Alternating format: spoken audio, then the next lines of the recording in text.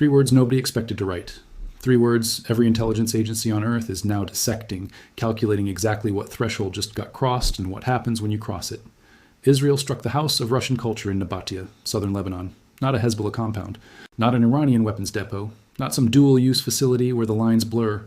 A building that belongs to Russia, to Rusvo, the official Russian state agency that operates cultural centers as direct extensions of Russian sovereign presence. Russia confirmed the strike. An official statement is coming. And the silence between that confirmation and that statement, that silence is the most dangerous thing in this entire conflict. I need to be precise here because precision is everything right now. Israel did not strike near a Russian installation. Israel struck cultural property belonging formally to a permanent UN Security Council member, one of 5 countries with that designation, one of 9 with confirmed nuclear weapons, a country with 6,000 deployed nuclear warheads, the largest arsenal on the planet. The same country whose nuclear engineers built and operated the Bushehr reactor Israel bombed weeks ago. Russia absorbed that in silence. Someone in Tel Aviv interpreted that silence as permission to continue. That interpretation may have just produced the most catastrophic miscalculation of this war. Russia has shown extraordinary, almost puzzling restraint throughout this conflict. The kind Western media stopped noticing because it became background noise, the default everyone counted on while the real action happened elsewhere. Russia watched American bases across Iraq and the Gulf get systematically destroyed. Watched Iran's nuclear infrastructure take strike after strike.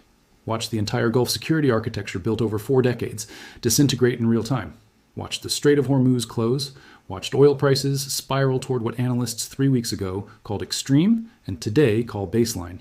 And Russia issued statements, called for ceasefires, used restrained diplomatic language, did what great powers do when holding position, waiting, calculating, not yet ready to move from words to something with more weight behind it. That restraint just got tested in a register never tested before.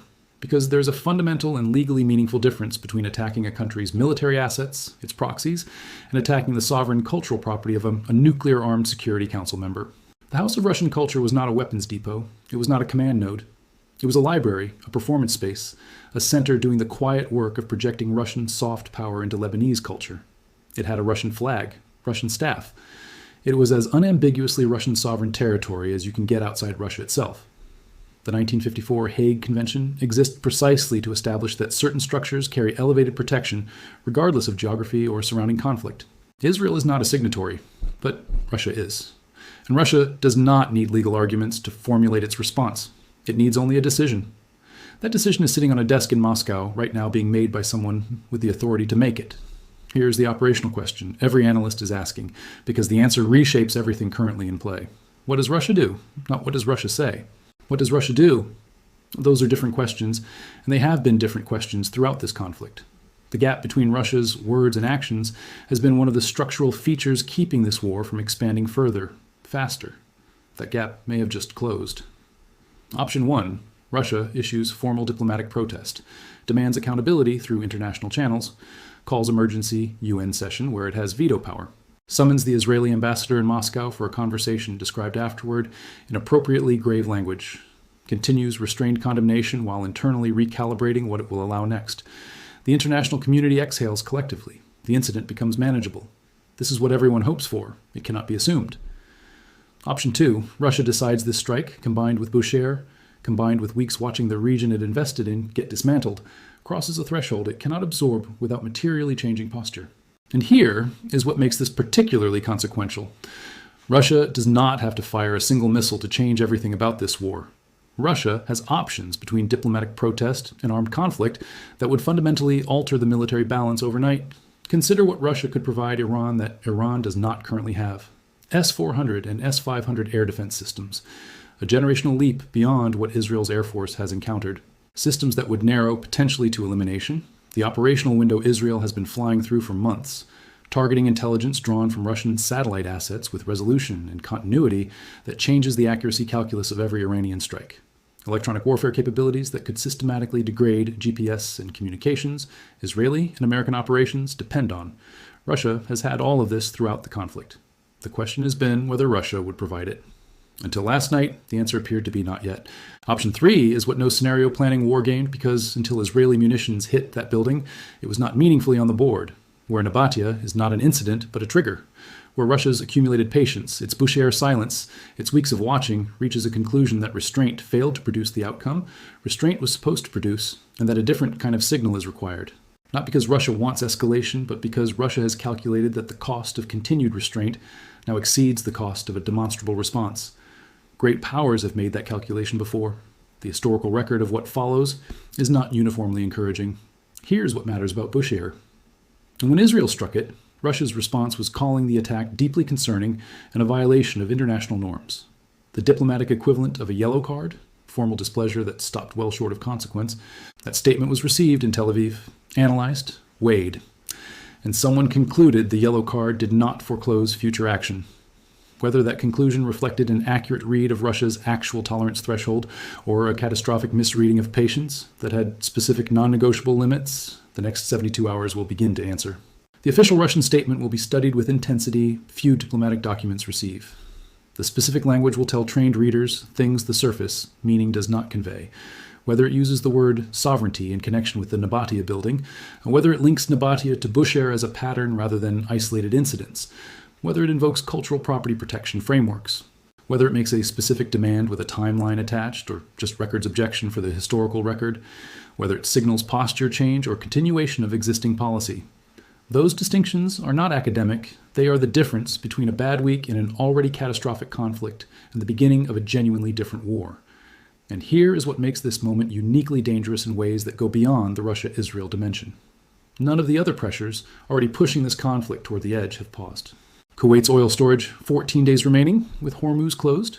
Iraq, 6 days. When those tanks hit capacity, production stops. Not slows, stops. And when Gulf oil production stops, the price impact is not gradual, it is vertical. Analysts modeling $150 3 weeks ago now run $200 plus scenarios, not as tail risk, but as central case projections. Qatar's LNG disruption has not reversed. Europe lost Russian gas in 2022, restructured its entire energy import architecture around Qatari supply, now faces both major external sources unavailable simultaneously. The energy crisis European governments have been managing is tipping past where assurances hold against supply arithmetic. Iran's midnight strike cycle continues uninterrupted. The structured campaign designed to prevent recovery windows, keep every defense system simultaneously stressed, ensure no target gets time to restock and repair. Israel's degraded radar and alert network, operating at a fraction of designed capability after weeks of targeted strikes, remains unrepaired overnight. The population receives less warning than the system was built to deliver. The gap is real, and it remains real.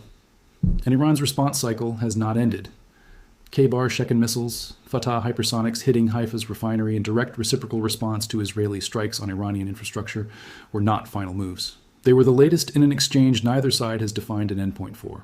Every day this conflict adds a dimension that the day before was not visible on the map. Azerbaijan territory drawn into Iran's warning framework. American water infrastructure in Iran struck.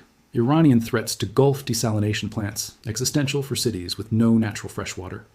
European energy security collapsing in parallel with Gulf economic security. Oman, the quietest and most diplomatically careful state in the region, breaking silence to call for immediate end because even the most cautious actors concluded damage crossed a threshold. Passive observation cannot manage. Each dimension arrived without adequate warning. Each changed what this conflict is. None have been resolved. And today, Russia joins that list, not as observer, not as commentator, but as a party whose sovereign property, whose flag, whose cultural presence just took a direct hit from Israeli munitions. Trump has promised an attack unlike anything seen before, has not said when, has not said what it consists of, has not defined objectives beyond Iran's capitulation, an outcome Iran has demonstrated through weeks of sustained pressure, zero indication of pursuing. Netanyahu said Israel will go to the end, defining the end as complete neutralization of Iran's threat without specifying what actions produce that or how long the path runs. Two leaders saying they will not stop, neither defining what stopping looks like in terms a battlefield outcome could actually deliver. Russia's statement has not come yet. When it does, the language will carry the weight of everything accumulated since this conflict began. Every strike absorbed, every protest issued and disregarded, every recalibration that happened in silence in Moscow, while the world's attention was fixed elsewhere. The question defining not just the next phase of this conflict, but potentially the next phase of global order is simple. Simple to ask, impossible to answer until Russia answers it. What did Vladimir Putin decide that building in Nabatia was worth? Because the answer, when it comes, will not be contained within Lebanon's borders. It will not be contained within this conflict's borders. It will arrive in every foreign ministry that has been watching this war, updating threat assessments, recalculating alliances, trying to understand whether the world they built security assumptions around still exists.